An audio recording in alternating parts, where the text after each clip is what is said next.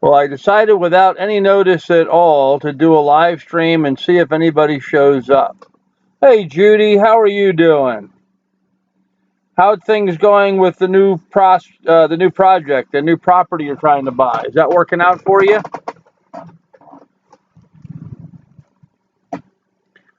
I wasn't sure I was going to do a live stream, and then at the last minute I said, well, what the hell? I really have nothing planned for this evening. Just thought I would chat with folks. So here we go. The first live stream of 2017. Actually, I'm calling this the last live stream of 2016. First 2017. I guess it's all the same. Doesn't matter. I guess it's just you and me, Judy. Can you hear me okay?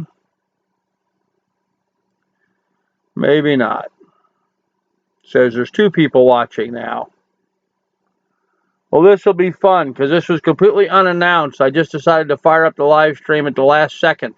Literally at the last second and start broadcasting. So, yep, okay, cool. I'm glad you can hear me. Any progress on acquiring your new property? When is that supposed to close? And is it going through or what have you? I caught the brief message you sent me, but I haven't seen any updates above and beyond and since that. Lily, what do you want? Am I in your way? I gotta move for the dog. Hold on a minute. There. Now you can get into your crate. What? What? Kennel. There you go. 13th of this month. Very cool. Very cool. That'll be nice for you. I see we have some other folks out there trolling. Be sure to comment, say hello, whoever's out there watching. Hey, Austin, how you doing? 4 of us, huh? Yeah, I didn't plan on doing this live stream. Just at the very last second, I said, what the hell, and decided to turn it on. Just for shits and giggles, and what the hell, you know. It's the end of a very lousy year for me. Not the worst year of my life, but pretty close to it. You're fine. Excellent. Glad to hear that. Glad to hear that. I am fine, too. I am glad 2016 is over. Hey, Christine. Happy New Year. How are you doing? Hey, Grizz. I don't believe Kitty's here. Nice to see you guys here. Wow, pretty good crowd starting to come in, actually. I'm surprised. I didn't think I was going to do this live stream, but I decided at the last second to go ahead and go for it. So here we go. So, yeah, 2016, it really sucked for me. It wasn't the worst year. 2015 has been the worst year of my life.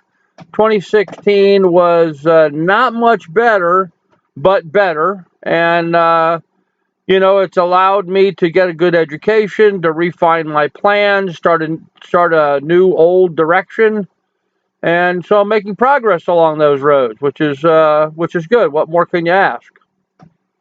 So, how was everybody's Christmas? Anybody get anything really fun? Hey, T, how you doing? Happy New Year to you too, Teresa. So, did anybody get anything fun for Christmas? Oh, okay, Grizz. Good to know. Good to know. I always thought you were teasing her, but and I think she thought so too. But all good, all good. Yeah, you had a good Christmas, Teresa. Very good. Got a coffee mug. Okay, well, that's okay. I took a shot of the Santa, but was too drunk and mitted. What does mitted mean? M-I-D-D-E-D, mitted. Huh.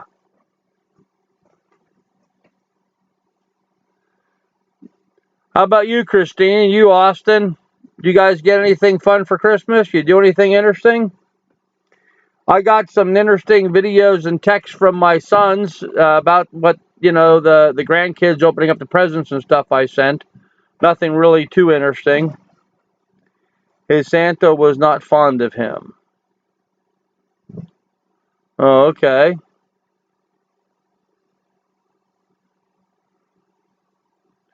I assume, Teresa, you're referring to Grizz, as his Santa's not too fond of him. Yeah, I didn't really get anything for Christmas except I did buy myself some books. I did get some interesting books in for myself, some research books on Mesopotamia and on underwater critters and stuff. So that was pretty cool. Your oldest granddaughter got engaged last night. Well, very cool, Teresa. That's nice. Are you happy about it? You seem to be happy about it, so I'm going to assume you are. I got a visit from my daughter one of the last nights of Hanukkah. Hey, Judy, that's always cool. It's nice to have family around for the holidays. Got a nice early, oh, really? An early edition of Don Quixote. Very good, Austin. Excellent book. Do you like to tilt at windmills? Well, Teresa, I'm glad that made you happy. Always nice to see families moving along and growing and developing. My sons and their families are doing awesome. My grandkids are all doing great. My oldest grandson apparently takes after his grandfather in that he's a reader, and he's been doing a lot of reading. So I bought him a whole bunch of classic books to read, and I guess he's been grinding through them pretty good. My granddaughter, I guess I misfired on that. I bought her a dollhouse. She's just like 2 years old, year and a half, and I bought her a dollhouse. And apparently my son thought it was too soon for her to have a dollhouse and didn't give it to her for Christmas because he was afraid she would tear it up. Me, I'm of the opinion, it's a bought dollhouse. It's not one I made myself, so it's not exactly a family heirloom. Let her tear her up and I can buy her a new one next year. But that's just not the way things went. Her ring is beautiful. Awesome. Awesome. And Austin says, whenever possible. Yes, I do like to tilt at windmills quite often. I find I spend a lot of my time doing that. Much to about the same success, too. Just bought for the kids, just quiet at home this year. Oh, that's cool, Christine. Yeah, I wish I was home for Christmas. That would have been nice.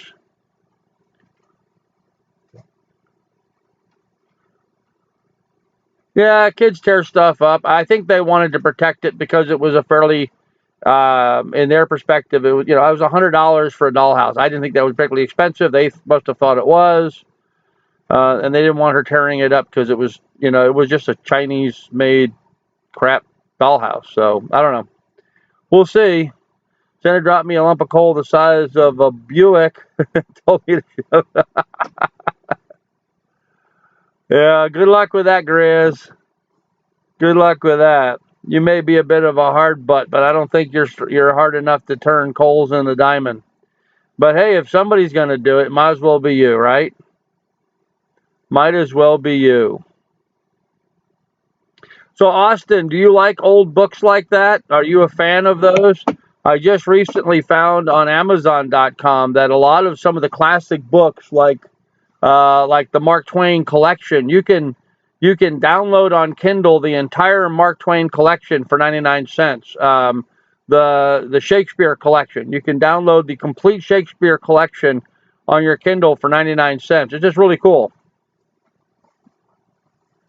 Am I get at math? Well, I'm probably better at math than you are at English, Grizz, but what's your question? Yeah, books to me are cool. I love the smell of an old book. But, I'm coming around to this digital format now. I got a couple Kindle readers, my phone and my pads and stuff, and I kind of like it. You don't like Shakespeare, Teresa? I do. I enjoy it. I enjoy reading Shakespeare. I've memorized quite a bit of it. Did a little bit of theatrics when I was in school, a little acting. So, although I must admit, my favorite line is, "Alas, poor Yorick, I knew him well." So it shows you what kind of a sick son of a gun I am.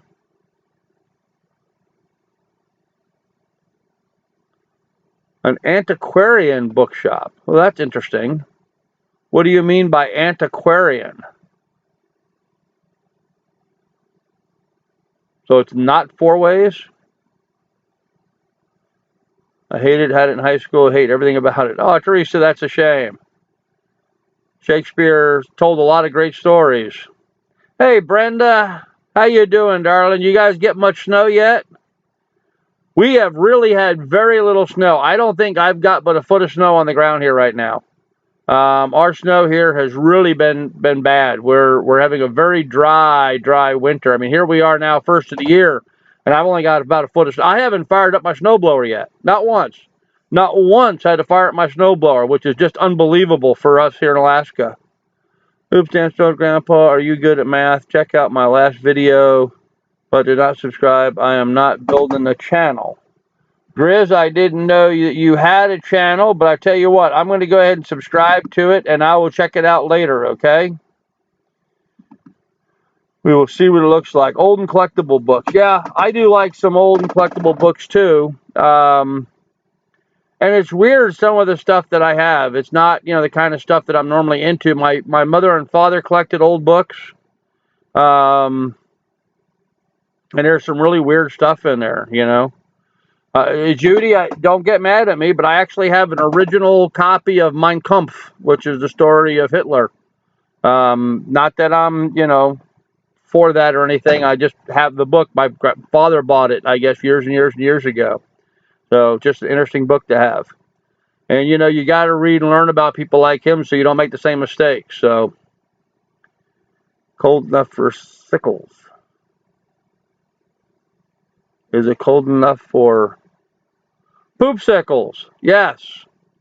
Yes, it definitely is. We definitely have poopsicle growth in the outhouse. I've already had to bust it out a couple of times. And it has been fairly cold up here. In fact, it was about -9 this morning. Last couple of days haven't been too bad, but it was down -9. Going through the firewood collection pretty quickly. Going through a lot of firewood. So, a few days, Brenda said. Cool. Austin Edmond, I do prefer old books over new books. Too many mistakes in new books. I had a British first of Mein Kampf, sold it for about $500. Wow, really? Huh. Yeah, that's what mine is, actually. It's a British first edition of it, because it's in English, obviously, not in German. Nein, sprechen Sie Deutschen.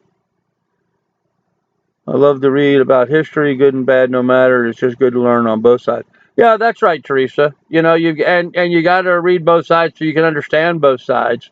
And maybe in doing so, we would stop the world from ever developing another Hitler or someone like him. Idi Amin is another guy that comes to mind. There's been a few of them. With your tour around the ocean, I have a favor to ask you. Okay, Grizz, what is that? What's your favor that you need me to do you while I am sailing around the ocean, around the world's oceans? I'm not sailing around one ocean. I'm sailing around all the oceans, starting in the Pacific, going on to the Indian, and then into the Atlantic. Those are, of course, our three major oceans. I'm not going into the Southern Ocean. Too rough, too cold. You got cold and 24 inches all last few days. Yeah, we didn't actually get anything the last few days. They were talking about we were supposed to have all kinds of storms up here.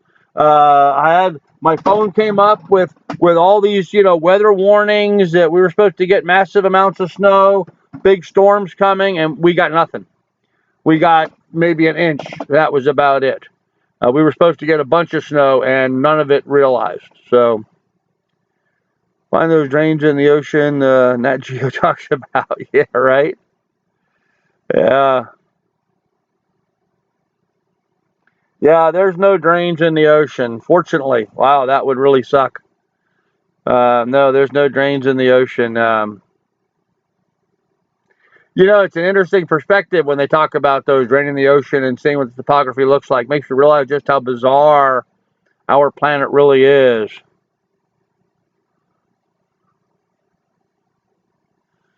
Yeah, Teresa, I did know that. Yep, 100% of the shark attacks are done by sharks.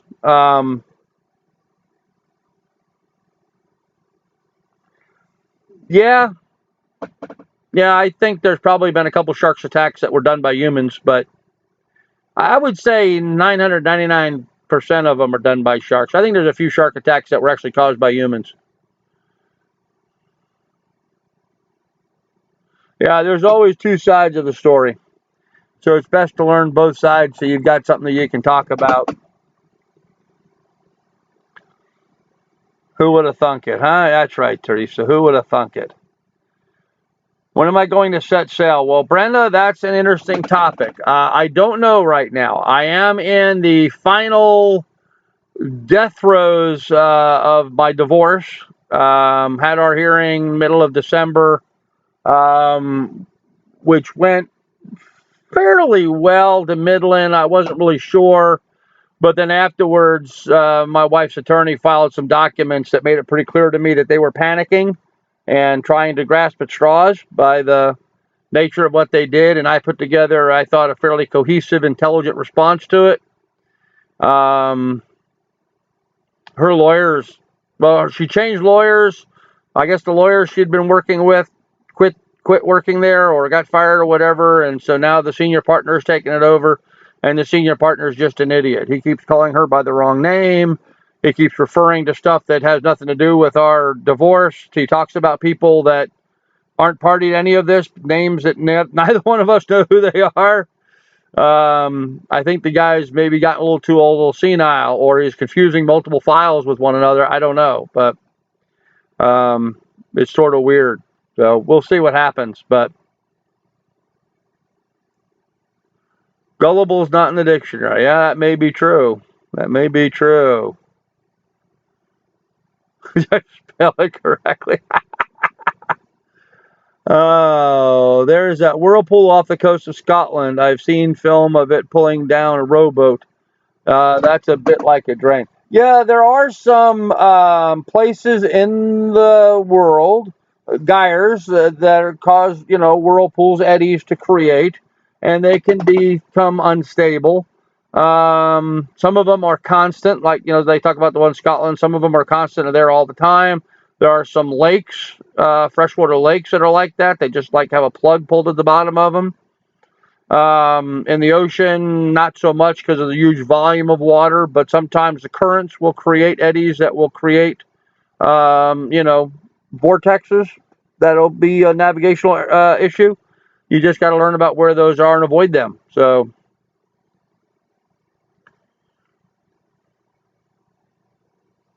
my shitty sooner tried to be shitty too, but they got bit. Teresa, I don't know what you mean by that. Trying to follow too many conversations at once, so I'm kind of losing it here a little bit. Austin, we have one of them in Santiam that was taking down small boats. Okay.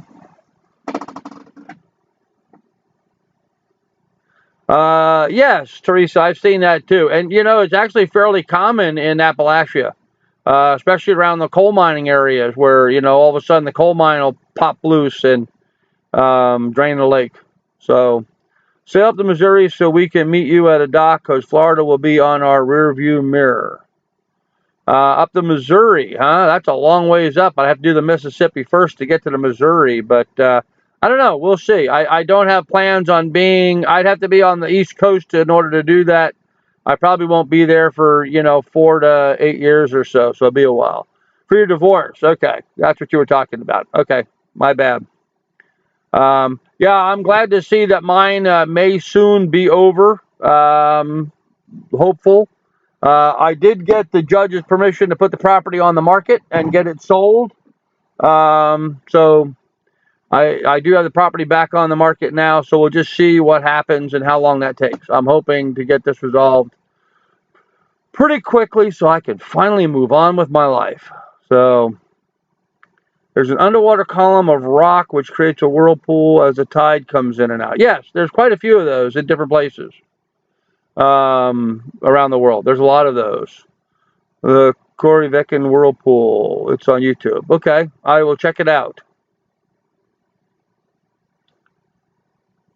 Oh, Brenda, I'm sorry to hear your knee's giving you fits. You have a great 2017 too, Brenda. You take care of yourself and have a happy new year. So I want mine to be over. He got pissed when he found out I was taking my first married name back. That seems odd to me, Teresa. You're taking your first married name back. Wouldn't you just take your maiden name back?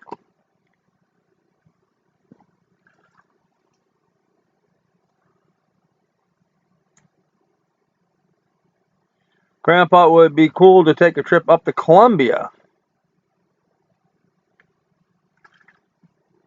Colombia's got way too much current, Grizz. plus a number of locks you have to go through to raise up levels on the Columbia. I don't know that I would sail up to Columbia and crossing the Columbia River at the head of the Columbia River where it comes out into the ocean. There's a sandbar there that's pretty treacherous, actually. Creates some really bad, rough water. So I'd probably go around the Columbia. I wouldn't be motivated to go up the Columbia.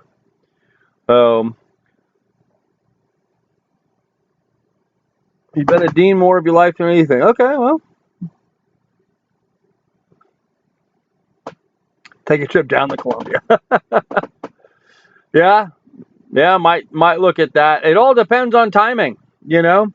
It all depends on timing. It depends on how soon I sell the property and, you know, what time of year it is. If I sell it in the wintertime, then I'm just going to load my stuff in a trailer and head straight to Mexico. Because I don't want to buy a boat up here and sail down in the wintertime. I want to get the hell out of the cold.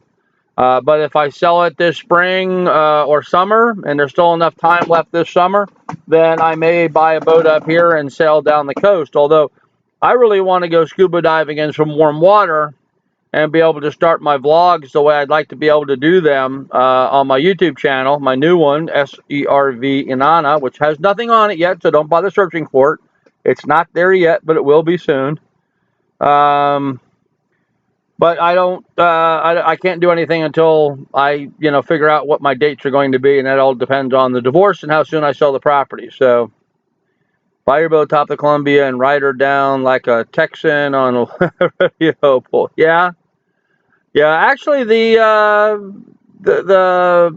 parts of the Columbia, the navigable, really aren't all that bad. A lot of current though, just a lot of current. Swiping you out to sea. Difficult docking if you want to stop anywhere because you're always fighting that current. So I don't know, maybe. Yes, Teresa, I will be going to Cuba, but again, it won't be until the end of my cruise. I'll be heading down the west coast and then heading west, going around the planet before I get over to the east coast where I can do any of those east coast things like the Caribbean, Cuba, and the Missouri River, the Mississippi, those kinds of things.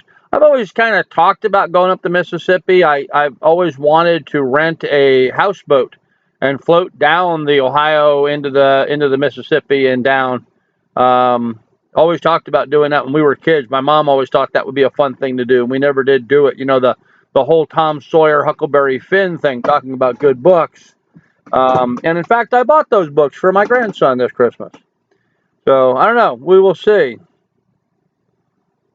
The Amazon is navigable for hundreds of miles. There's a good spot where two rivers meet, one red, one black, and they run two separate colored flows.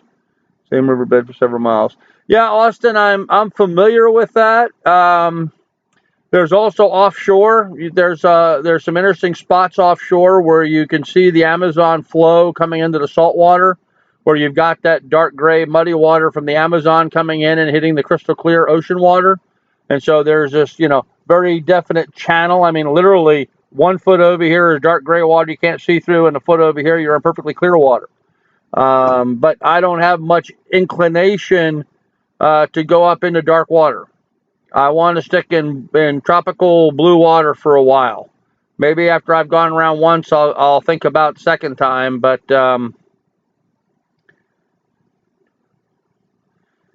hey, did you know Virginia pulled them off the library in school? Said they were too racist. You know, they told a story about a different time when things were different than what they are in America today. So, you know, the fact that they used the N-word and had slaves and stuff back then and talked about it in the book. You know, I'm not a book burner. I'm not going to burn Mark Twain's Huckleberry Finn and Tom Sawyer. You just got to read it in context with when it was written and understand the significance of those times. To me, pulling it off the shelf because it was too racist is in fact the racist thing to do. That is being a racist. If you're taking it down because you're acknowledging some comment that has to do with race, then that's being a racist. I'd say leave the books up there and let them educate folks. Hey, this is our history. Wrong, right, or indifferent, this was our history. And we need to learn by it, not hide from it, not take it off the shelf. People need to be able to read that and understand what things were like back then. Forgot to hyphen my maiden with my married name, but I don't want a third try to remember. I am behind the topic. Okay, Judy. Trip. Carl, sailboat would not be so good away from the ocean. Well, you can sail up the Mississippi, but you're mostly motoring. If you're going upstream against the current, you are mostly motoring. So I agree with you. It's not a good choice outside the oceans. Really, they need to read the book. It was not about what they think it was. It is all about not doing slavery. Yeah, that's true. But they used the Negro word and they used other words that people get upset about, and because they were very common back then. You know, they didn't have the negative connotation that they have today. Narcissist is a word. Yes, Chris. Hey, W5 Farms. Welcome. Happy New Year to you. That book actually put slavery in a dark light, but brought light to those who read it and understood slavery was wrong. Well, isn't that the whole point? I mean, isn't that a great deal of what Samuel Clemens, Mark Twain's real name, Samuel Clemens, isn't that really the point he was trying to get across in the first place? I mean, isn't that what that book is all about, is trying to explain how wrong slavery was to a great degree? I mean, even Tom Sawyer's, tricking the neighboring kids to paint the white wall fence, to whitewash his fence, thinking it was fun, and doing his job for him. You know, that's an interesting little story that needs to be told. And I mean, there was a lot of references like that in Mark Twain, and so, you know, again, I'm not a book burner. You know, I think there's a lot of good stories and a lot of good books, and we need to know them. Civil War diaries have anti-slavery people using the N-word. It was just what people said then. Yeah, you know, that's exactly right. It was the colloquialism of the time. It was not considered a negative racist thing. It's just, you know, this is a plastic bottle. It's also a PET bottle. That's the type it's designed, polyethylene. It's injection molded.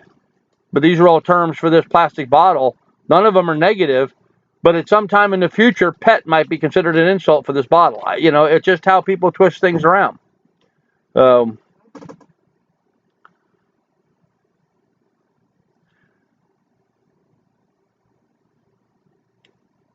Yeah, books are all we have to pass on the past. That's right. And I'm sorry to say, a lot of kids today aren't reading them. You know, if it doesn't if it doesn't happen here on YouTube, it's not happening, right? So, or on Instagram or stuff. So as responsible people, we should be putting that content out there so people can get those references. Yes, just idiots wanting to push more divide amongst us. Yes, that's true. They call each other those words. Yes, that's true, Teresa. They do. Blacks moved from slavery to enslavement, sadly. Hey, Gone Preppin', how you doing? We're talking about slavery, Gone Preppin'. You know, the problem, Teresa and Judy and everybody else listening here, the problem is slavery isn't unique to America. You know, there's more people in slavery right now around the world than there ever has been in the history of man. The African nations still have slaves as a normal part of their society. A lot of places I've traveled around the world, the Arab countries, they have slavery. The Orient, there's slavery. In India, there's certainly slavery. You know, it goes on all around the world and is accepted as a normal means of conducting business. So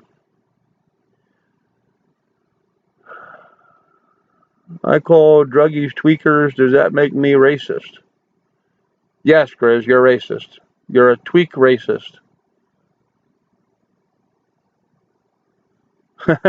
Okay, Carl, yes. Not all druggies are tweakers. Tweakers is referring to a specific type of drug use, but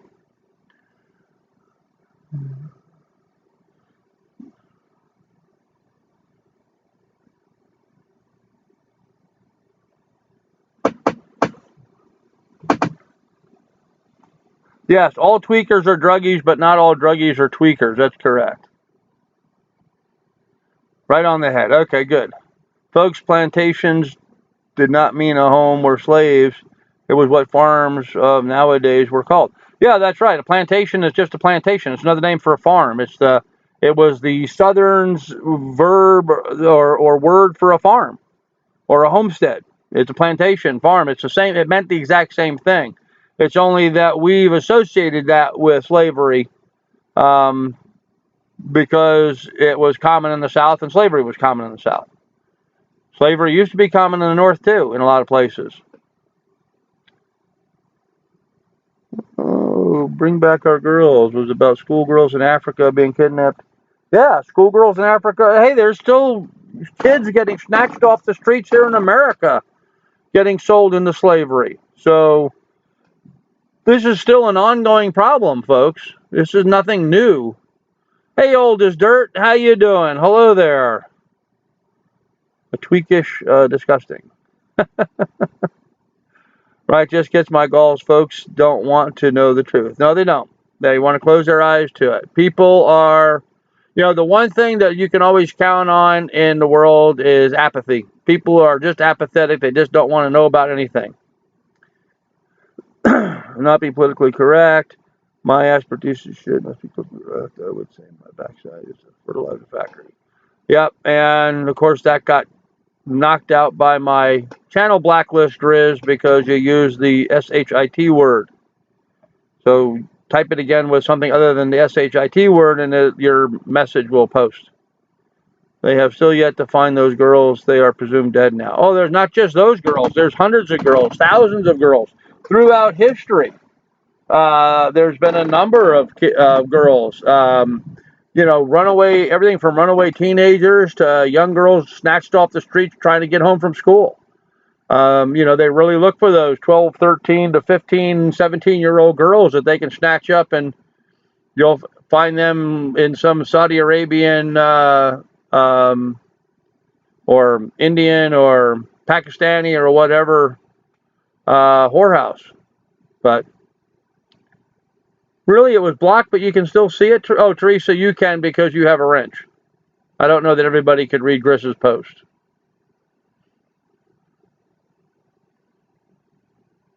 Maybe just the moderators could see that he used a foul word, a bad word.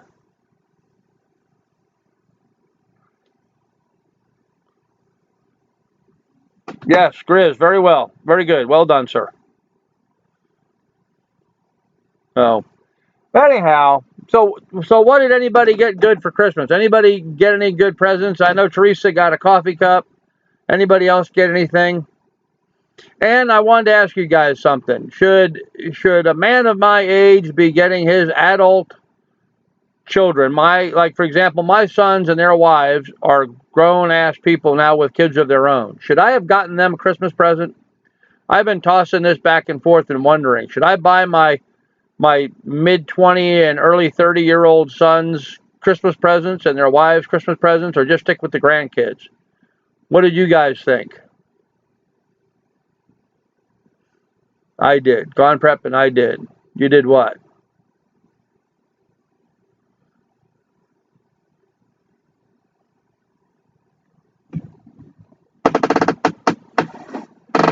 Who knows? I'm at the factory.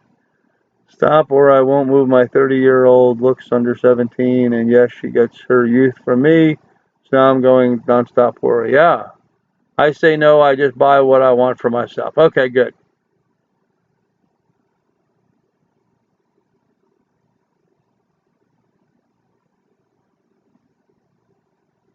Christine, you tell your parents not to get anything for you. Okay. To each their own. Okay. Your oldest daughter's 21 and you got her one. Oldest dirt you buy for your kids and your grandchildren. Huh. Okay. Well, maybe then I owe my sons and their wives some Christmas presents. I don't know. When I turned 18, if I remember correctly, when I turned 18, my parents stopped giving me gifts. I didn't get Christmas gifts or birthday gifts after I turned 18. Got some pretty cool ones before I was 18, but once I turned 18, I think that pretty much stopped. So,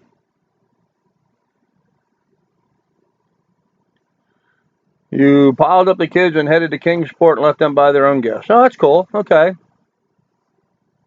Interesting.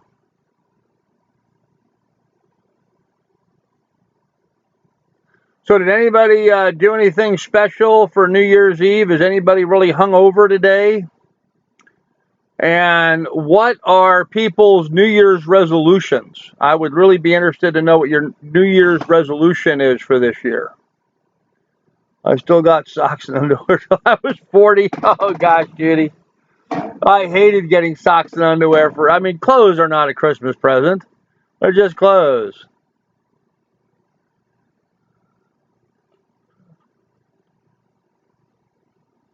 Oh, Teresa, I'm sorry. That doesn't sound very good.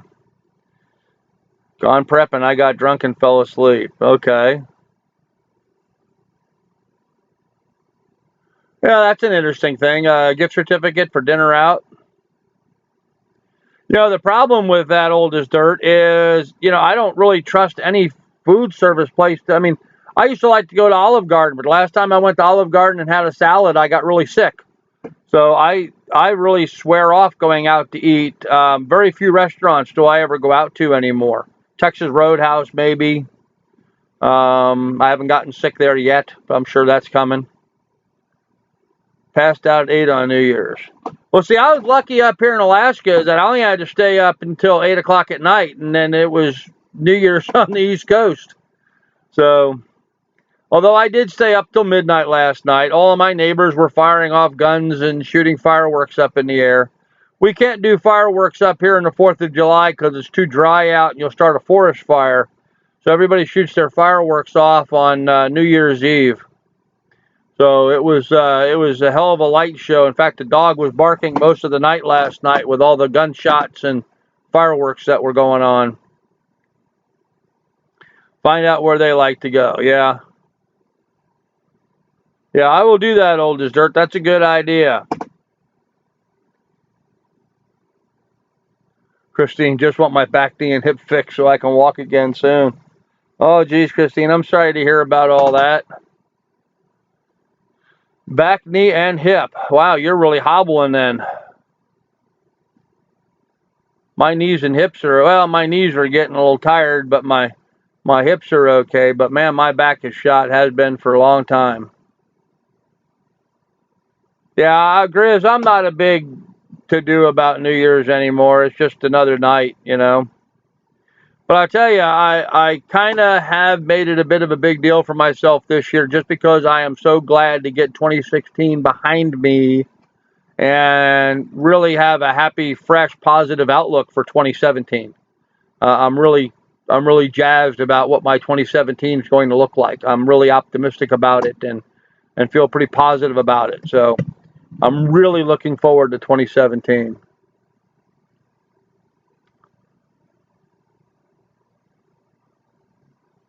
Yeah, Teresa, I'm the same. I just don't like going out because I just don't trust too many people outside to cook for me. But there are some restaurants that I really do like to go to. Yeah, I don't do typical Jew holiday food. Oh, Judy, that's bad. There are some places I do like to eat. Peter Luger's restaurant in New York, there in Brooklyn. Vincent's on the corner of Mott and Hester Street in New York City. Roosters, which is a little chicken place there in Lancaster, Ohio.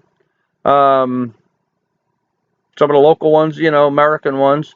Those are some of the restaurants I can think of. The whole time I lived in Montana, I never found a place in Montana I really like to eat at.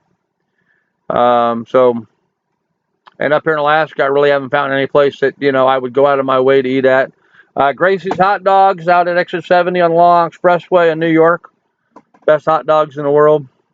So, guess it's just your own thing. No New Year's fun here, just a lot of fireworks and guns being shot from nearby town. I had a shot of whiskey and went to bed. Shot of whiskey, that's a good idea. I should have done that. I should have had a shot of whiskey. That would have been good. Google says -2 in Willow. Yeah, that's -7 right at the moment here in Willow. -7. So, yeah, Google's off. Of course, I'm not really in Willow. I'm on a hilltop north and above Willow, so I get colder than they do. Carl says the Thurman Cafe. Is that in Lancaster? I don't know where the Thurman Cafe is. I don't drink, so yeah, did not celebrate it that way. Teresa had a spinal fusion rods put in. Ooh, Christina, how'd you hurt yourself so bad that you needed to have spinal fusion rods put in? What were you doing?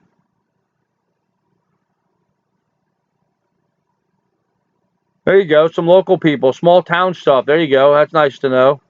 Old as dirt. I like that idea.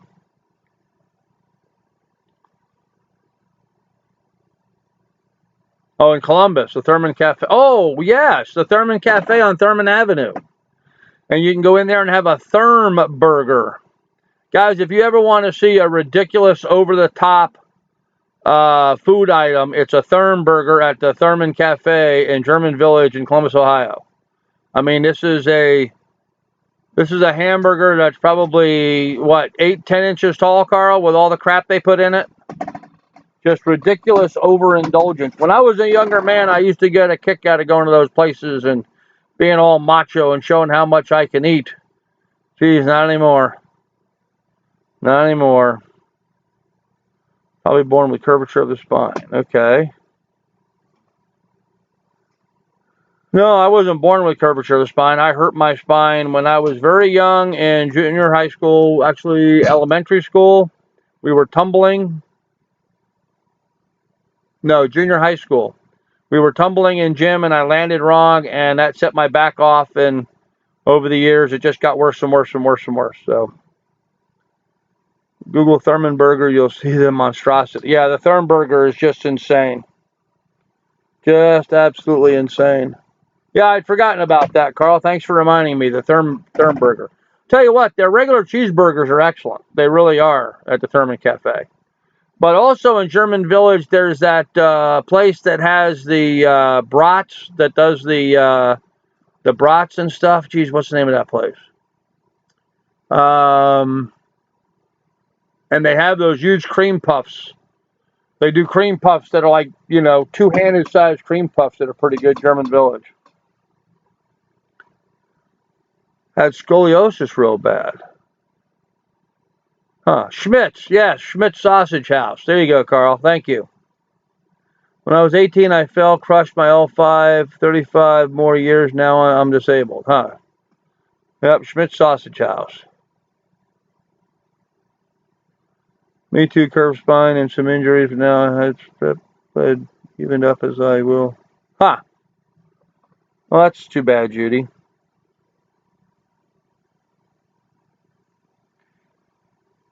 You know, interesting thing, I was working on a chat group today. You know, let me move you guys over for a second. I need to grab a beer. I was on a chat group today about scuba diving. Dog, you can stay there. You don't need to go anywhere. There we go. Sorry about that. Had to get into the fridge. Anyhow, I was on a chat group today. They were talking about scuba diving. It was a scuba diving chat group. Scubaboard.com if you're interested. And on there we were talking about production, video production, and how long to make your YouTube videos and all that kind of stuff. But I was telling folks, you know, the key thing is to develop your audience. When I started doing Grandpa's Farm, you know, we built this up. I think I've got 1,350 some subscribers now.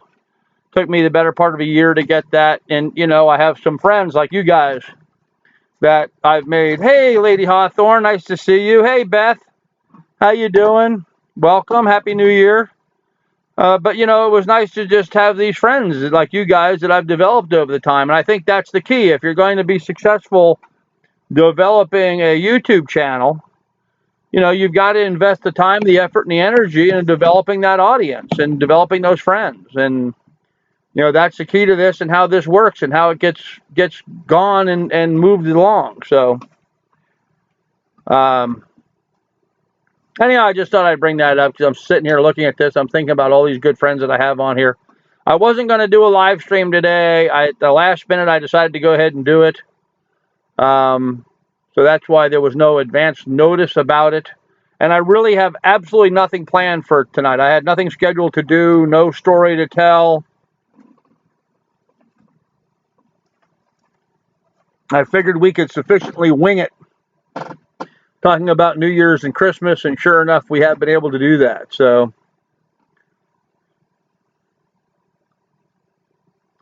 Lady Hawthorne, you are never late. I walk almost normally gimpy. Judy, I guess you do, don't you? Christine went through a lot of braces. Wow. All you broken up people. All of us are broken up. Maybe it's just because of our age, you know. I think a lot of us are pretty closely related age-wise. We're all a bunch of broken up people.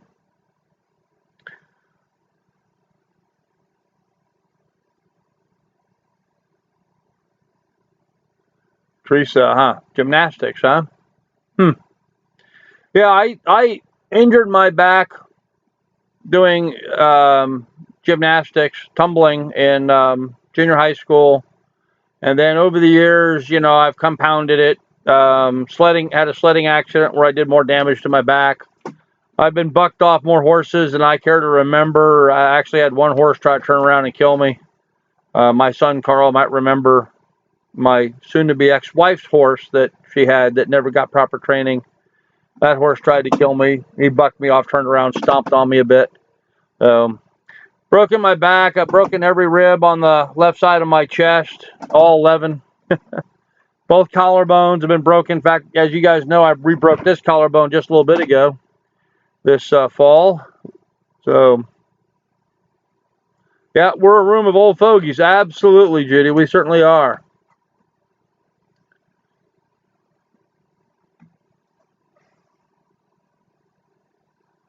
You were afraid it was going to be another week if I hadn't showed up, huh, Grizz? Well, I'm glad I did the live stream then.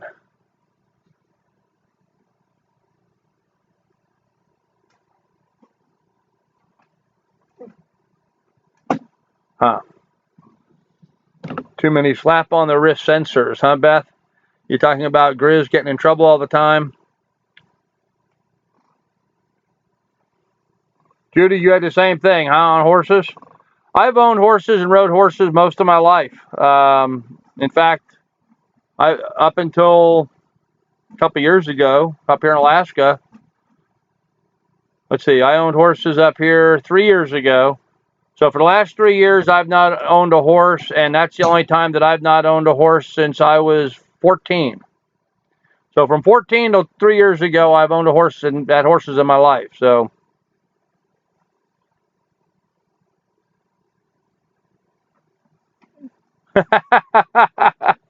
Gone Preppin's absolutely correct. Could you imagine an entitled millennial getting bucked off a horse today? You're absolutely right. They would need Play-Doh and therapy dogs. Yep, absolutely. Yeah. Us old geezers, we get bucked off. You hit the ground, you dust yourself off, you stand up, and you go back on. You know, you go back at it. But yeah, these millennials today, wow, they wouldn't be able to deal with that, would they? Hell, they probably want to sue the horse. When I was 43, you were thrown. Oh, Judy, I've been thrown from the time I was 15, 14 or 15. When I first got my horse, I've been thrown pretty much every year of my life, come to think of it. Pretty much. In some years, more than once. More than 5 times, actually. You know, not necessarily thrown, but, you know, the horse turned sideways or something when I wasn't expecting it and I dumped off. So, Willie, go lay down. You're shaking the table, dog. Go lay down. She's getting jealous and I'm talking to you guys and not playing with her. So once I still went out jet skiing and water skiing, so I can't complain. It didn't stop me for years. Yep. Yeah, Christine, I'm like that. In fact, I much prefer water sports. You don't break bones so much water sports. If you fall off a jet ski, it's just water. Although water can hurt, it doesn't break bones, generally speaking. And don't forget the safe space. Safe space?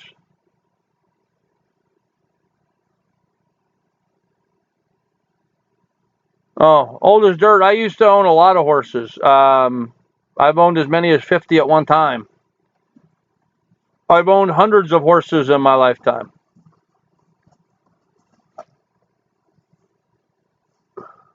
My son Carl, gone prepping. How old were you when you learned to ride, Carl? 12? 8? Somewhere in there?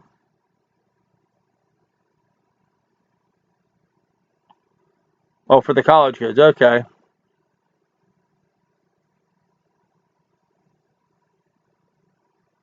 The horse went wild. Probably my fault. But yeah, never again. All horses go wild.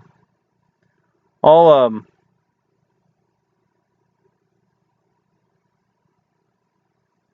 8 to 10. Yeah, that's what I thought. You were 8 to 10 years old when you started riding. And your brother, a couple years younger than you. He was 6 or 8 then. So, of course, Carl, you've not been in a saddle in a while, have you? Well, I can think it was ridden cowgirl. Oh, Beth, don't complain to me about coming down on a saddle horn. You ladies have it easy in that regard. Us guys have a much harder time coming down on that saddle horn, if you know what I mean. Yeah, that's right. Carl was. At 12 years old, he was teaching adults how to ride horses when he was 12. Because he rode pretty well. Carl was pretty good. Pretty good.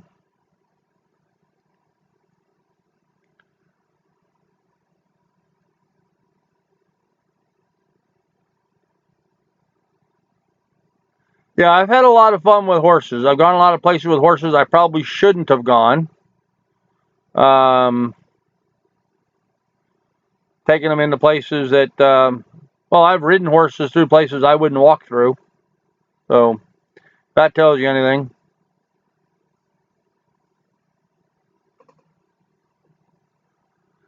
Yeah, Judy, I've never been a fan of riding bareback. I get scared riding the horses at the grocery store. Women can end up needing reconstructive surgery. Yeah, Beth, I understand that. Men too. Um, but I understand what you mean. Oh, old as dirt. I know exactly what you're talking about. I had a quarter horse when I was a kid in Ohio or in New York. When I would ride, anytime I got close to a tree, he'd want to run over and rub me off on a tree. In fact, I used to drop the lower strand of barbed wire on the barbed wire fence and just leave the top strand connected. And that son of a gun would actually go through and drop his head and duck underneath the top strand, letting the top strand just swipe me off his back. In fact, I've got a scratch here on this arm and a puncture wound here on this arm, and I won't show you where the other puncture wounds are, but all that was from the barbed wire when I was, I don't know, 14, 15 years old, and the barbed wire fence swept me off the back of the horse. He went out from underneath of it and left me hanging on the fence. I kicked myself back over backwards, but it tore me up pretty good.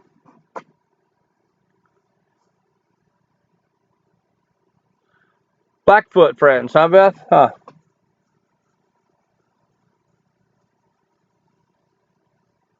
Yeah, yeah. Tall spine's never good.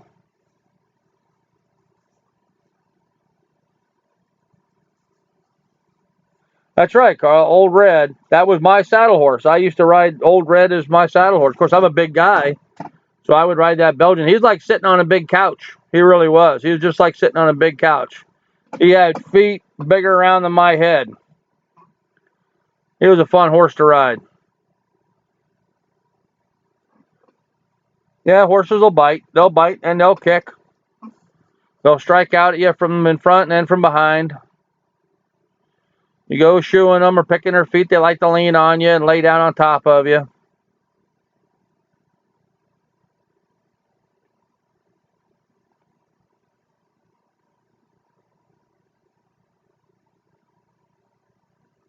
Mary Ellen Moffat, she broke my heart. Okay. Oh, now Red wasn't that dumb. I liked Red. He wasn't dumb as a brick. He was a good horse. Belgians are gorgeous. Yes, they are. They're very pretty horses.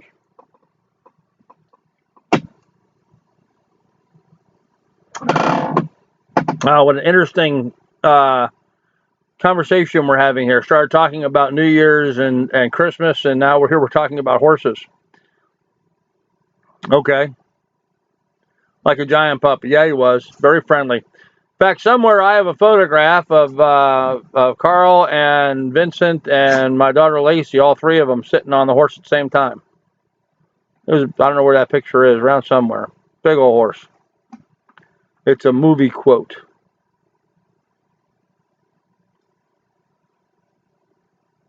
Oh, right.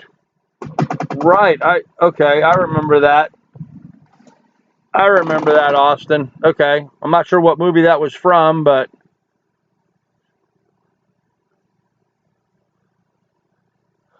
oh, neighbor had Pacers.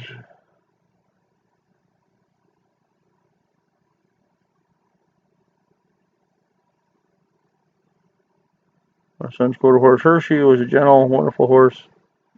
Clydesdale, so sweet. Yeah. The one I rode was supposed to be as tame. Yeah, it's the so-called tame ones that you have to worry about. Jaws. Okay, that was the movie Jaws.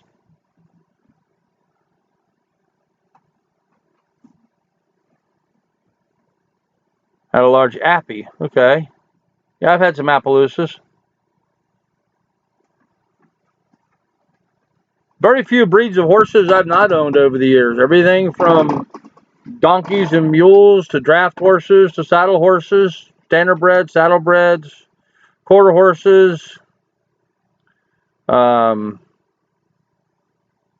full gambit pretty much. So Norwegian fjords, I don't know, a whole bunch of stuff.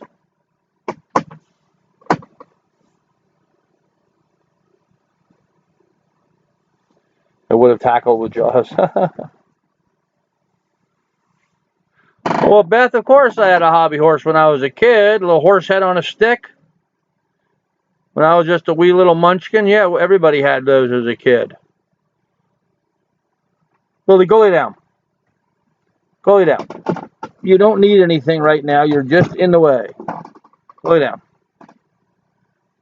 Galloped, awoke the wind through pacing out the window, unless hooked to a cart, and he was retired from racing. Huh.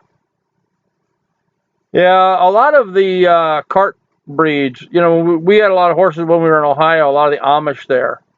And so they would use a lot of the standard breds and stuff. And it would always piss me off when I would see some of these horses come on the market for sale, and you'd see these burn marks on the back of their legs where they were pin fired by the horse trainers trying to get them to run faster. Those guys should be hung. Arabians, yeah, Arabians kind of goofy headed though. They've bred them so much for speed that they've kind of gotten stupid.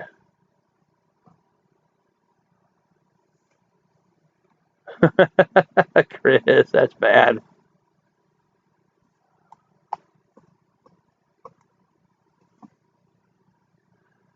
Oh man, you guys are bad. You guys are bad, Grizz.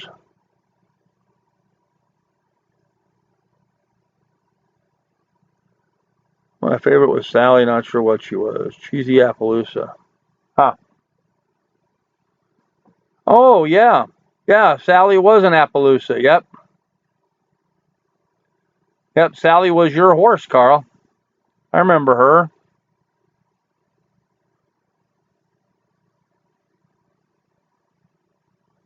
Wise man, Grizz. Wise man.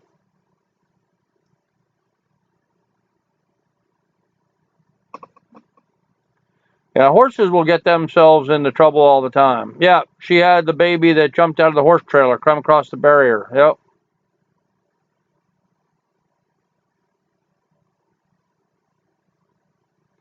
Yeah, Teresa, I don't think we have any kids with us this evening. Even my son Carl's a grown man with kids of his own. So don't worry too much about whatever concept you want to discuss.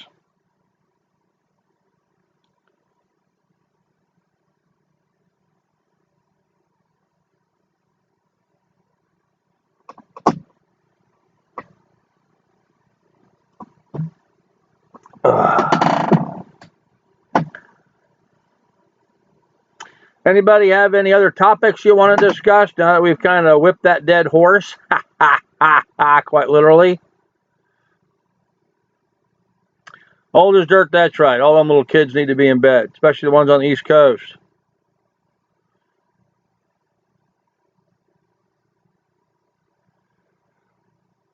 Oh, man. Anyhow, so I'm going to sum up some things a little bit because we're already past the hour mark. Divorce is moving along. Looks like it's going to happen. Things are pretty good. When is the new channel taking off? I'm hoping to start getting some progress going on it pretty soon. No more moose have visited at all. In fact, I've been looking for some moose to try to film some with the drone. Um, we don't have very much snow, so all the moose are still up in the high country.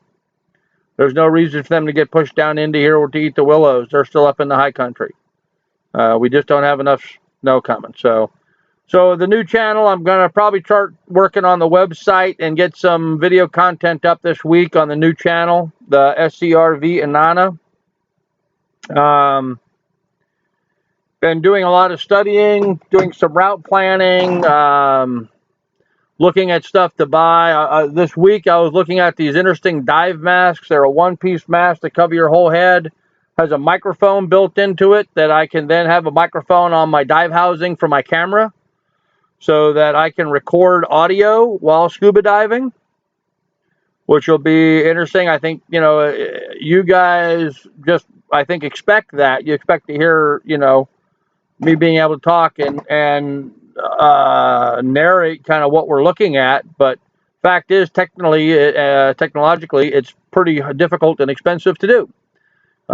Because generally speaking, I have a regulator in my mouth, and so I have to go to a whole new setup, and about $3,500. I get a full face mask with a different type of regulator that has a microphone in it, so that I'll be able to talk while scuba diving, and then the camera will have a receiver on it, so it'll record whatever it is I'm saying. So should be pretty cool technology. So I've been researching that a lot lately.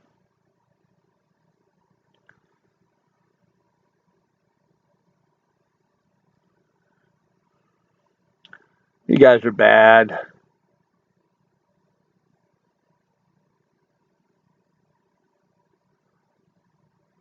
Hey, Pratt Family Homestead. YouTube. How are you?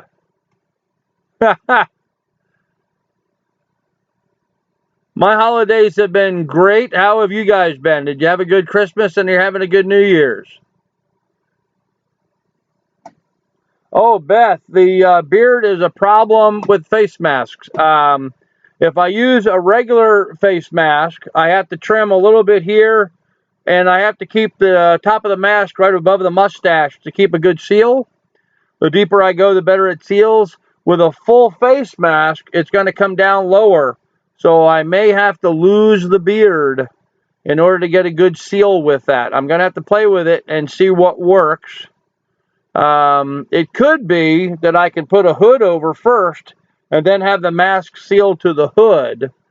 Kind of like a dry skin sort of situation, but I don't know yet. I'm still working and trying to work out those details. But hey, if the beard has to go, the beard has to go. So I'm not married to it. In fact, with all the gray in the beard, I look a whole lot younger without it. So maybe I should shave it off and I might do better with the ladies. So we've had a great time. Christmas and the whole holiday season has been fantastic. Pratt Family Homestead, excellent. Glad to hear it. I'm glad to hear you guys are having a good time. Hey, Mark, Bumblebee Junction. Just with your fake beard when I die. Yeah. I don't know. I might have to just like do a goatee or something, or, you know, maybe do one of those stupid little strip things. No. It's either going to be a full beard or be nothing. So.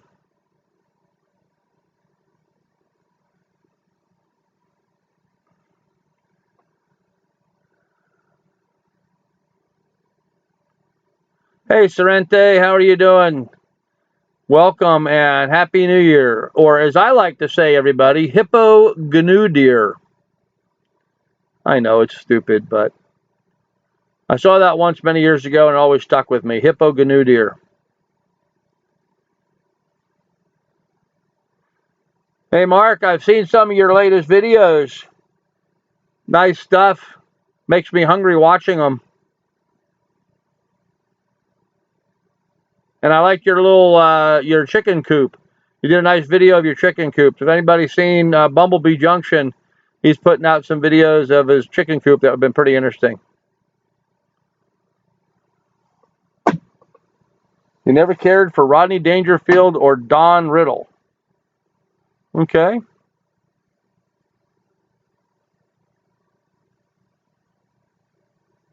Yeah, I know. I've not been putting much content up, have I?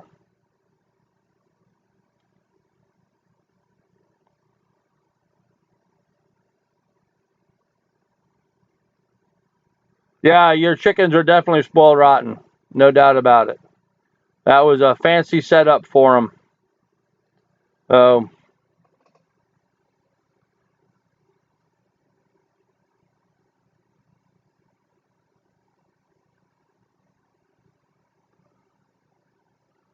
Don Riddles went too far quite frequently. Yeah, he was funny. I like Don Riddles. Riddles. Now you got me saying it. Rickles.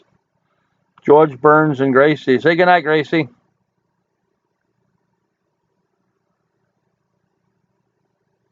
Yeah, for those of you just joining us, we had no topic today at all except talking about what cool stuff you got for Christmas. And hey, and nobody so far, I haven't seen anybody tell me their New Year's resolution yet. I asked that earlier and you guys all blanked on me. So, what are some of your folks' New Year's resolutions?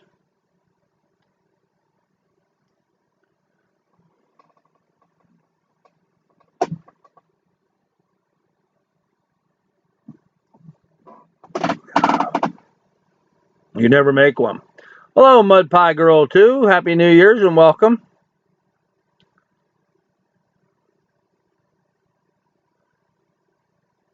Try to live another year. There you go. I agree with that, Teresa. Try to make 2018. Austin, I'm there with you, buddy. I'm there with you. That's on my list, too. My diet program is, well, I'm still losing weight, but not nearly as fast as I'd like to. I keep suffering from hand-to-mouth disease. Too much pressure.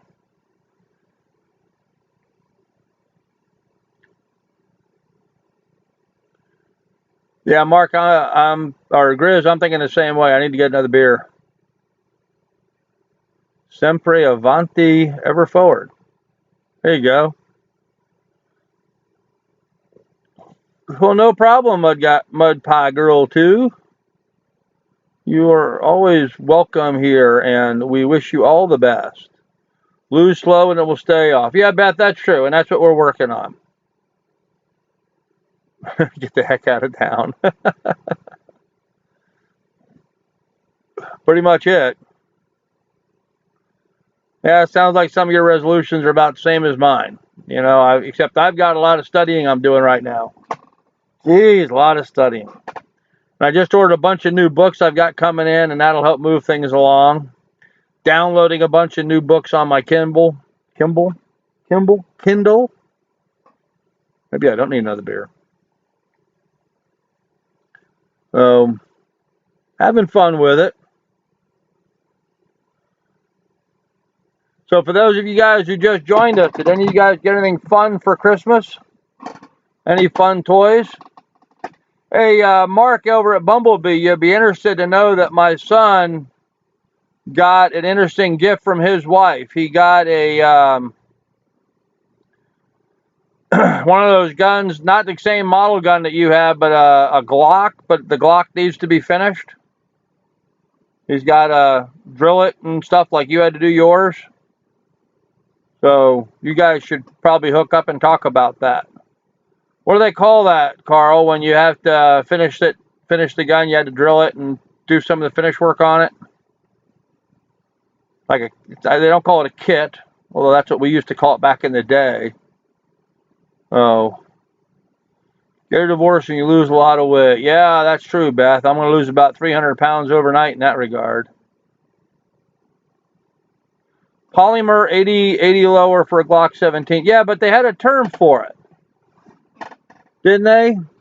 What, isn't there something else that they called it?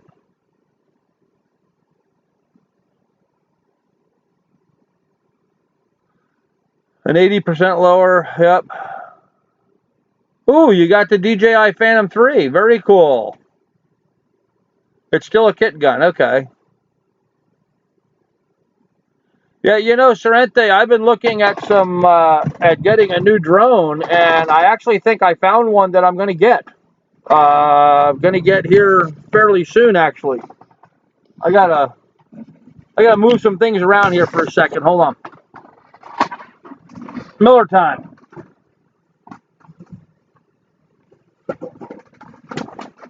All right, I'm back. You don't need to see whatever I'm not watching on TV. What am I not watching? Some sort of band orchestra thing?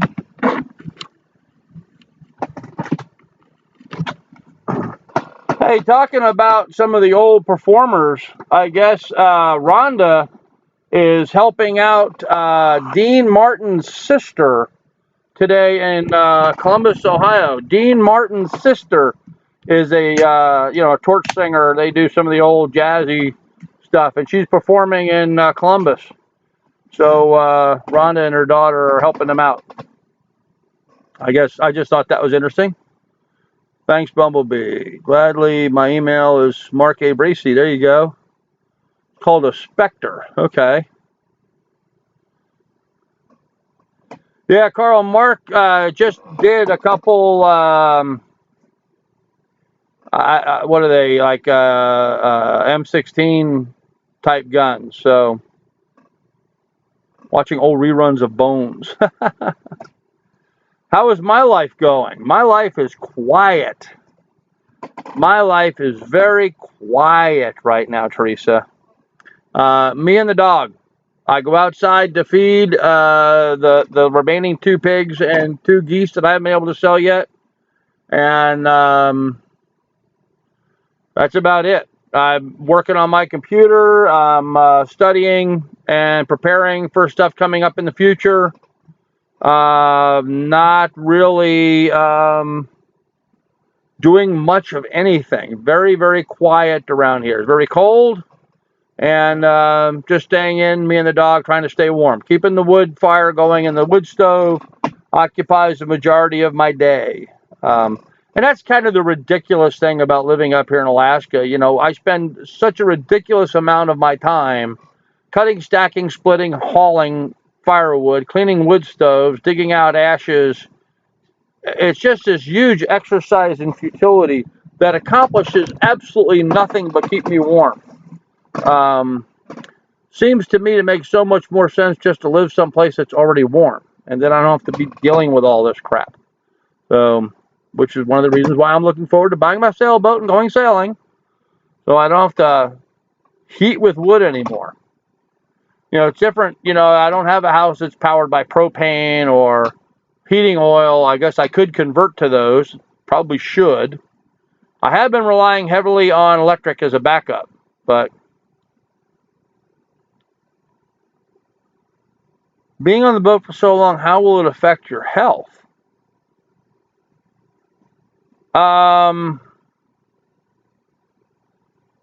My expectation, Teresa, is it should help my health tremendously.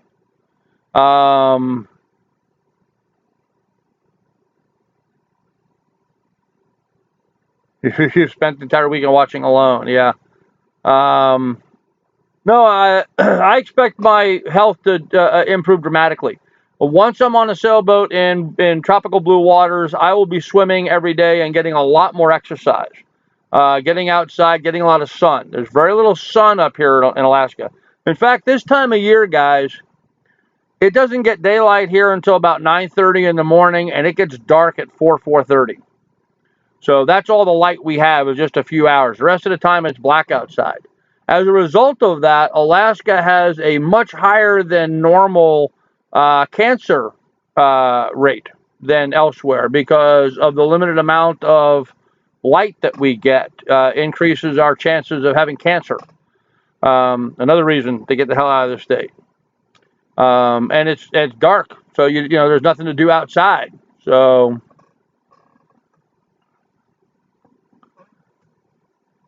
you wouldn't be a remote homesteader if you didn't have to work to stay warm. Well, yeah, that's true.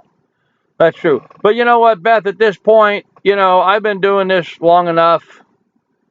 I've had this dream my entire life to buy a sailboat and sail around the world, and now's the time. You know, I'm young enough and in good enough shape that I can get out and enjoy it. In fact, I will get in much better shape doing that. It'll enable me to in the heat. I'll be less. I won't eat like I do up here. I eat a lot up here because you know it's cold out and you're trying to stay warm, so you eat types of foods that you know stews and you know you put pots on and let them go all day long and cook stuff down and you know you get someplace where it's warm and tropical. You're not going to do that because it's just too hot. So your diet will improve.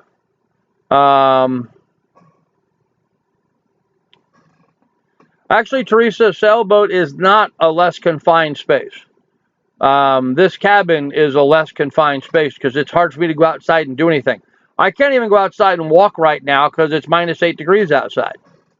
So I am stuck in a 16 by 16 cabin. So I don't have the means of getting out and going for a walk or exercising or doing anything. So being here is actually the worst thing for my health. Getting on the sailboat, I'll be able to swim every day. I'll be able to get out on the boat and walk around the boat. I'll be in harbors. I'll be visiting places. I'll be able to go for a walk all the time, walking up and down the docks, you know, hiking around and looking at different places, you know, walking around and looking at spots. So, and so you're not on, you guys have a misconception here. You're not on the boat for weeks and weeks. Let me give you an example, okay? I will be on the boat in Mexico. I will take the sailboat and go out to some place where I will drop the anchor. I will then get off the boat and swim. I will swim every morning and every evening, going for a long swim and exercising, and there's no better exercise for you. I'll be doing a lot of scuba diving, so I'll be doing a lot of swimming under the water. So I'm not going to be stuck just like I'm stuck on the boat. The only time I'm really sort of stuck on the boat is if I'm sailing from like the Galapagos to Hiva-Oa. That's a long crossing of the Pacific Ocean. It's about 30 days to sail across that distance. So that's 30 days stuck on a very small space, like being stuck here in the cabin. But it's only 30 days. It's not all winter. And even then, I can stop the boat anytime I want to.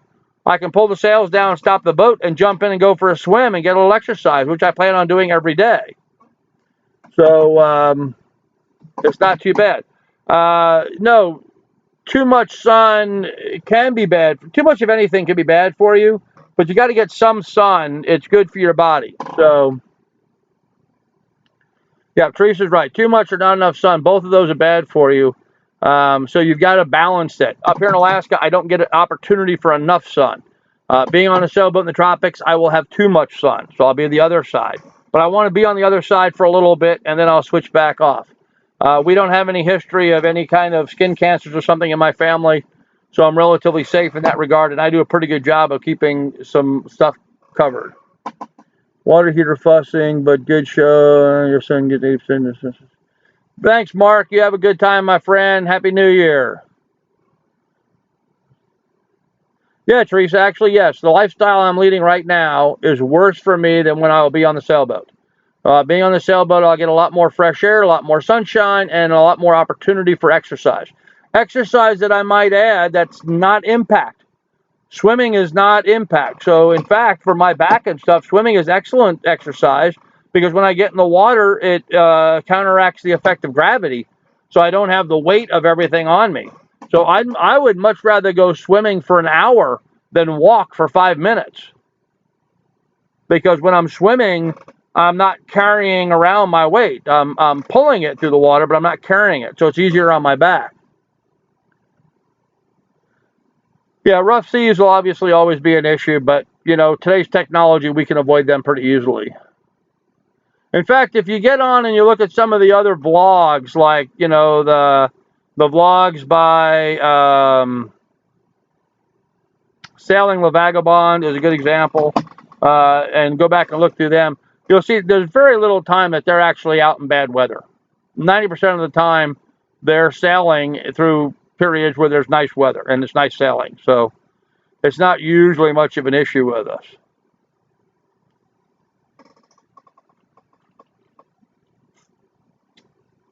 Yes, all you moms out there are worrying about me, but I will be fine. You know, really, it's not as big a deal today as what it used to be. Used to be, you know, you'd go out sailing, and if you weren't pretty good at reading the sky, you were in trouble. You know, the old red sky at night, sailor's delight kind of thing.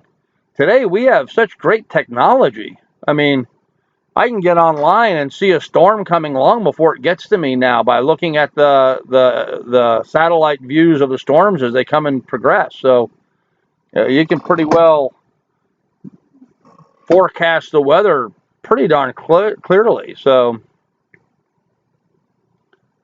how long do you think I'll be on my trip? Somewhere between 4 and 10 years.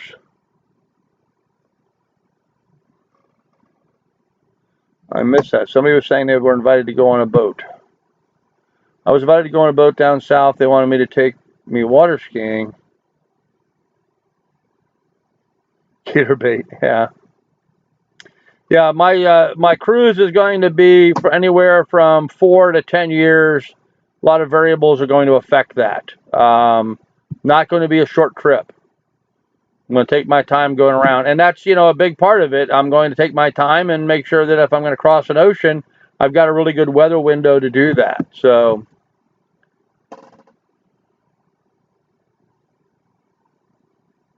cool. Very good, Teresa. Be interested to see that.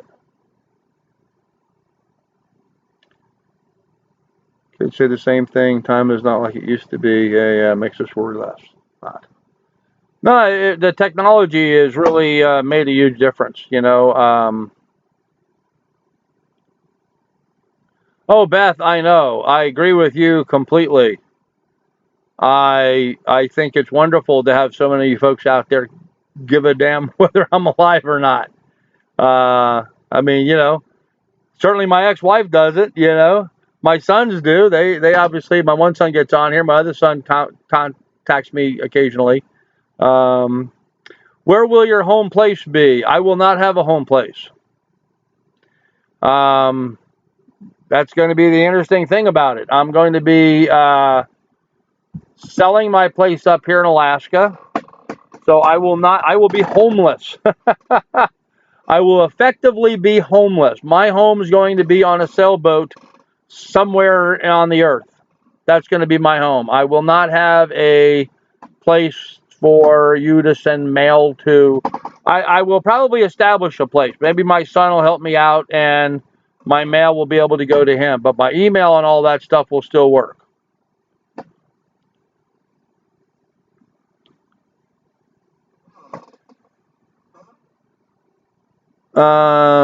Thank you, Teresa. I appreciate that you care. I know you do. Where will you get snail mail? Like I said, I don't know. I think, yeah, I think I might ask my son to handle the mail. Maybe I'll have it sent to his address. I don't expect a lot of snail mail. I don't get, I mean, other than my local bills that I get up here, I really don't get much in the way of snail mail. And, you know, as far as like the IRS and those kinds of things, well, they can go to hell anyway. So I'm not too worried about it. But, um, yeah, I don't know. I don't know. I will probably have to rely on either my son or a pay service like, you know, mailboxes, etc., or something like that. Bring plenty of long sleeve thin polo shirts. That's what all the sailors are wearing. And a sailor hat I always had in 5th strip white.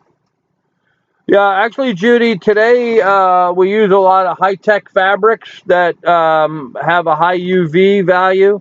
A lot of the old long-sleeve cotton shirts, you can actually get sunburn right through those polo shirts. So the technology today is they have a lot of like these SPF 50 shirts now. They actually assign an SPF factor to the fabric that you can wear. So, and then of course we have thin light balaclavas that we put on to cover our ears and our face, and a ball cap to keep the sun off of us until we want it.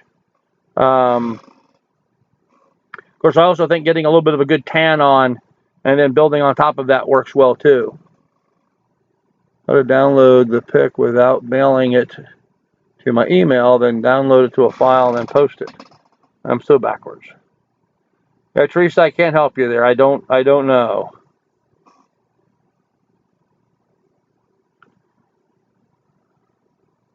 Christine, I will be uploading videos on a practically daily basis while I'm sailing. I will be putting up more content than I did as a homesteader. You can expect, 5 to 7 videos a week from me while I'm out cruising and sailing. That's kind of what my job is going to be doing, is vlogging on a regular basis and putting out a lot of great content about what the experience is like, what I'm seeing, what I'm doing, and over the water, above the water with my, I've got drones for flying above the water, and then for scuba diving, I have dive cameras. Oh, Sorrente, we were talking about drones earlier. There is a drone called a Swell Pro, SWELLPRO. You should check it out. The Swell Pro can land in water. That's right, it floats. It's a drone that I can fly, and I can land it right into the water and take off from the water, and it won't die. So if it crashes, if I'm out in the sailboat and my drone crashes into the water, it's okay. It's made to do that. It's designed for it. So a pretty cool company called Swell Pro, SWELLPRO. They work the same as the DJI Phantoms. So I'm very seriously looking at one of those and plan on buying one of those as time and funds become available for that.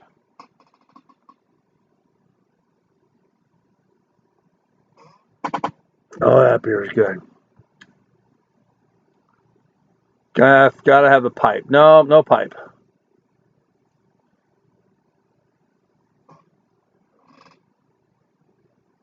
No pipes, don't smoke. Sorry. I like Facebook for conversing with 200 friends and some great fermenting minimalist living groups. Cool.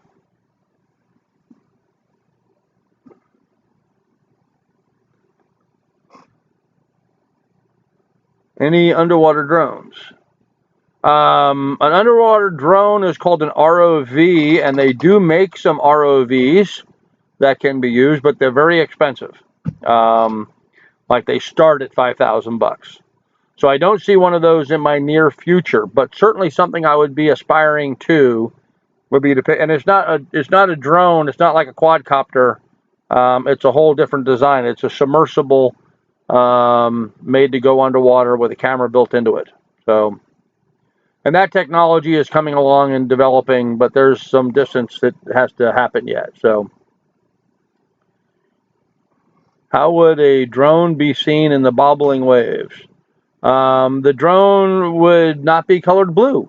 If it's painted orange or yellow or white, it can be seen in the waves. Keep in mind, most of the time the ocean is not, bobbling waves. It tends to stay fairly flat most of the time.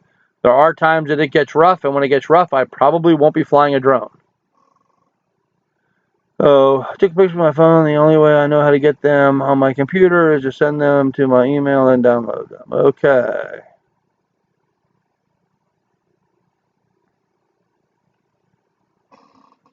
Oh, you looked them up already, Sorrente, the Swell Pro. You do and you don't. The DJI Phantom has a built-in camera. The Swell Pro, I think you've got to use your GoPro to go with that. Although there's a new one coming out that I've not looked at yet that may be different. There's a guy does a YouTube channel named Rick Moore, Rickmoore. I'll give him a shout out, Rick Moore. And you can go check out his YouTube channel. He sells these drones, and he just recently did a review of the new latest Swell Pro. So it might be something to look into. And yeah, they are about the same price as the Phantom, but they can land in water, which is a huge asset for me. Because if I fly my DJI and land it in the water, it's toast. It's just done. It'll never go again. But that Swell Pro, I can land and take off from the water. In fact, they have this kind of interesting thing that they do. I've seen a guy rig up where he had his fishing line hooked up to a clip on the drone, and had the camera on the drone. So he flew out over the ocean with the camera looking down, watching the monitor for his drone until he could see where there was fish swimming in the ocean, and was able to fly over that with the drone. And then the drone dropped like a bomb's away. It had a release, dropped his fishing lure right into where the fish were to help him catch fish easier. Frankly, I find that cheating, but it was sort of an interesting application for it. That could be fun. So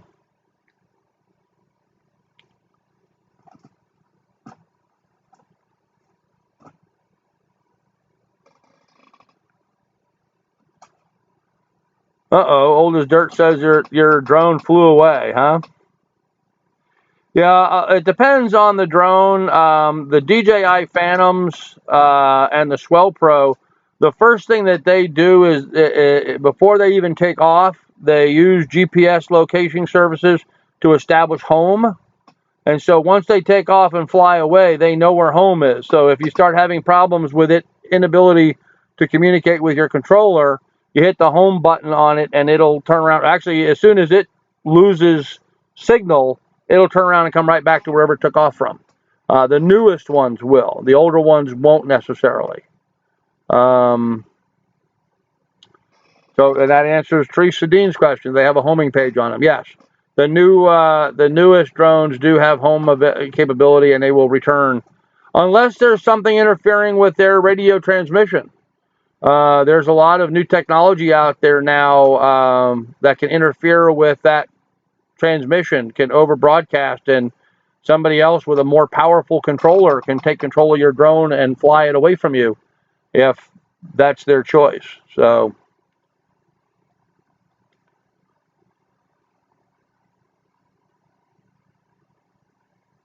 yeah, the Swell Pro has SOS lights. Yep. Yep, that way if you land someplace, the lights will blink, and hopefully you'll be able to see it if you're out in the dark.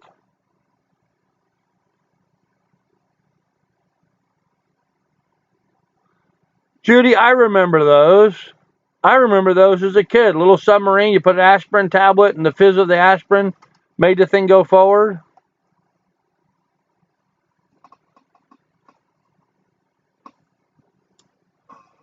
Hey, you know what, Grizz?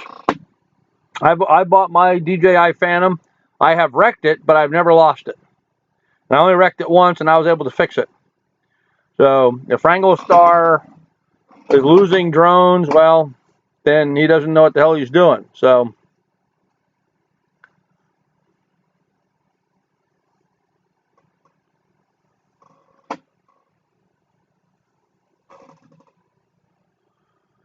yeah, old as dirt. You got to watch being around airports. There's some legalities about flying in certain areas around airports, especially in the flight paths.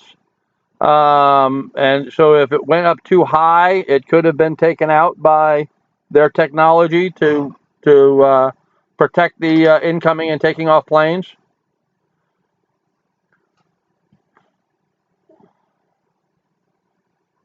So it's Alka-Seltzer, not aspirin. Yeah, Teresa, I don't know. I do know you had to put something in it, and it made it go. It fizzed, and that went. Maybe that was an Alka-Seltzer. I don't know.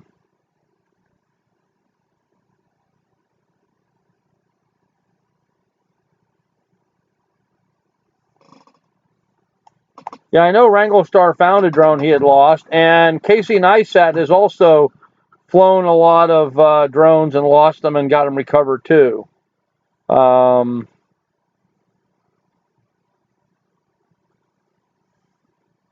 Some boys got busted for flying a drone over a fire scene. Yep. Yep.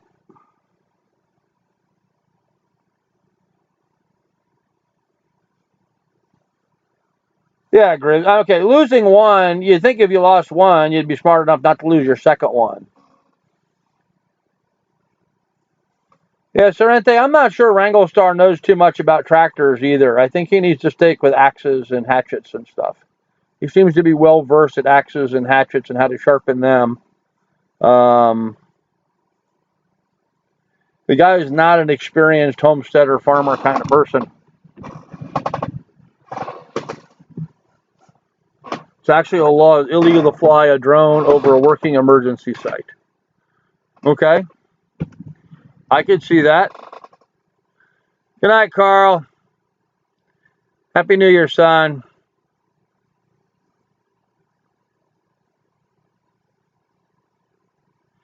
Christine, you only have to register them, I believe, if you're using them for commercial purposes. Now, if I'm shooting footage and putting them on my YouTube channel and monetizing my YouTube channel, then that is commercial purposes and should require that they be registered. So, Wrangle Star's a good friend. That's all I will say. Yeah, Beth, I'm not saying he's a bad guy. I'm just saying that if he's going to fly drones, he should know what he's doing, especially if he's putting together a video about it. I mean, I took a lot of time reading and studying and watching other videos on how to fly this thing long before I ever took it off. So the way my son went through his helicopter, no way I would buy him a drone. Actually, Teresa, the new drones today, like my DJI Phantom 4, the technology in it today makes it a breeze to fly. It really is very intuitive and very easy to fly. It was really not hard at all. So, yeah, I didn't say Wrangle Star wasn't a good guy. I'm sorry if you guys got that that inclination. I like him too, but it is what it is.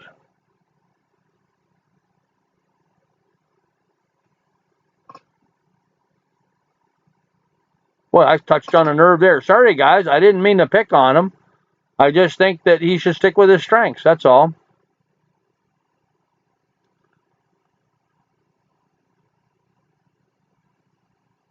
I got a cheapo drone before my parents bought me a drone for Christmas. That's how they found out I wanted one. Huh, okay. Yeah, and there's nothing wrong with that, Sorrente, buying one of those cheap $20, $30 ones and crashing it a lot and learning a little bit about drone flying is easy. But if your Phantom 3 is anything like my Phantom 4, man, it's really easy to fly.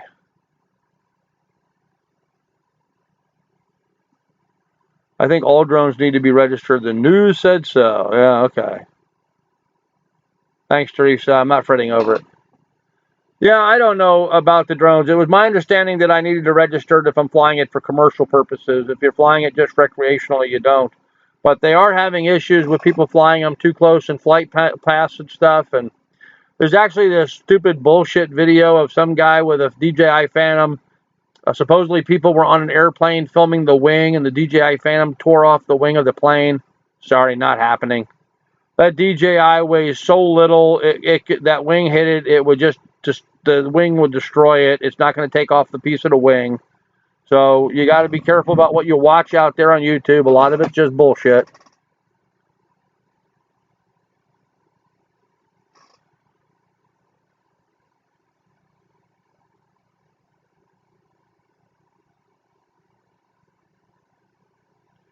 Yeah, I mean, the drones, you got to approach the drone from a standpoint of, it's an expensive toy. Spend the time to figure out what you're doing before you tear it up.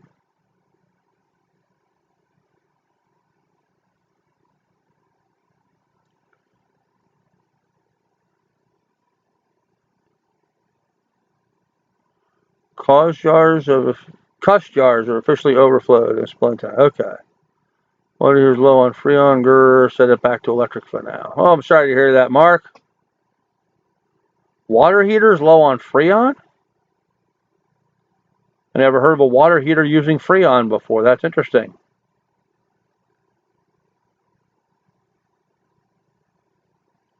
I live by a campground and I do have an auto drone defense system set up. It's called a shotgun. Federal Aviation Administration now requires every drone owner to register each drone that is purchased weighing over 0.55 of a pound. Hey, Johanna, how you doing? Happy New Year, Johanna. Has a high-efficiency heat exchanger. Huh. Okay. So it's also air conditioning besides heating then, because that's what the Freon would be used for, would be for the air conditioning. Interesting.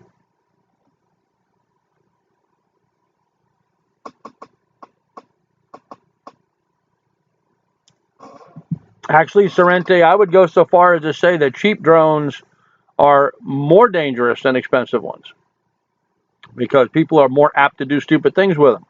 They won't care so much. But, you know, with your DJI, you go out, you dump $1,200 into a drone, or your 3, which is what, $800-900, something like that. You're probably not going to just go out and tear it up. You're going to want to take care of it and do something right with it.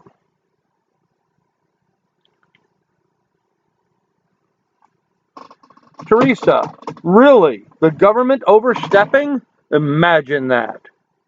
Wow, I can't imagine that. Yeah, you know, like anything else, you register it. I'm sure there's a fee for registration, right? So they just make it into a money thing. Good luck with that, FAA.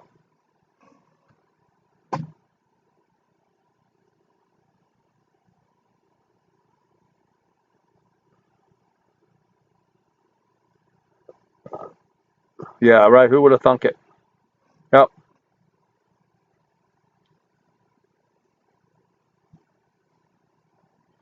Yeah, Grizz, I'm with you. Someone flies a drone over my airspace, I'm taking it out with a shotgun. If I'm someplace public, then there's no expectation of privacy. And if they want to fly a drone, fly a drone. I don't really care.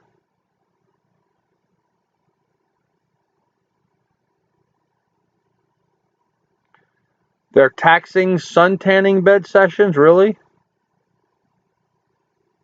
Jeez.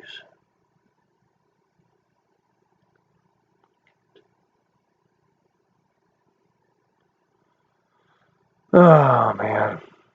Pretty bad. Pretty bad out there. Well,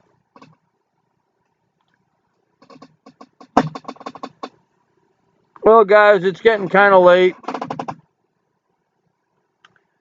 And we're an hour and 45 into this.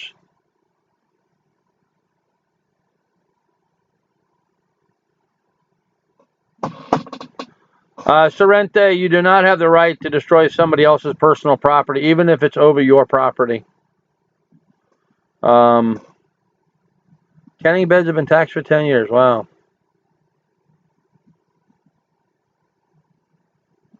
Yeah, Mark, actually, if you look up on online, there's a number of companies that are now making firearms that are drone-based. They're putting them in drones and using them to transport. And if you watch the latest videos out by, what's his name in New York?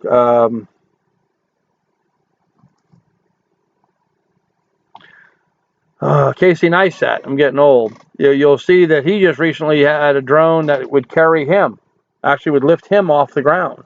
They shot some snowboarding footage with him being picked up and carried by a drone. So if a drone's big enough that it can carry a 200-pound person, it could certainly be big enough to carry a remote controlled weapon system. So it will not be long before those will become commonplace. So this way, when the pizza delivery people or Amazon start using drones to deliver your package, you'll be able to have your own little armed air force to go out and shoot down those packages as they fly past your property. So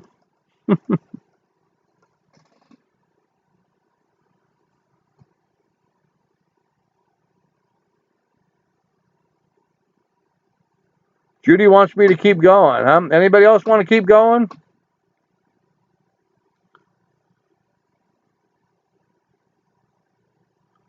Drones with small explosives. Actually, Beth, that Swell Pro company, they make a release mechanism that instead of you have your camera hooked up to it, right next to your camera, there's a place to mount this radio-controlled release mechanism. So you could take something like a bomb of some sort and connect it to the bottom of the drone and fly over. The camera will look down and see where you want to target, and then you can hit the release and drop the bomb.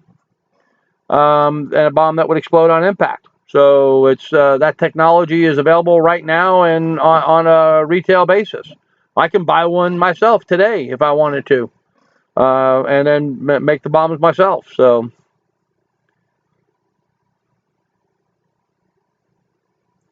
Sorrente, they just had it in the news the other day that Amazon is going forward with that plan. Good night, Lady Hawthorne. Happy New Year, darling.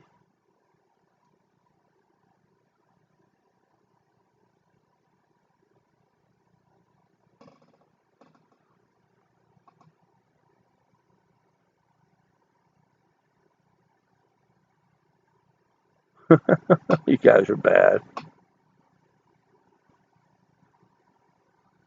Oh, Judy, I'm tired, darling. And I have to go hit the head.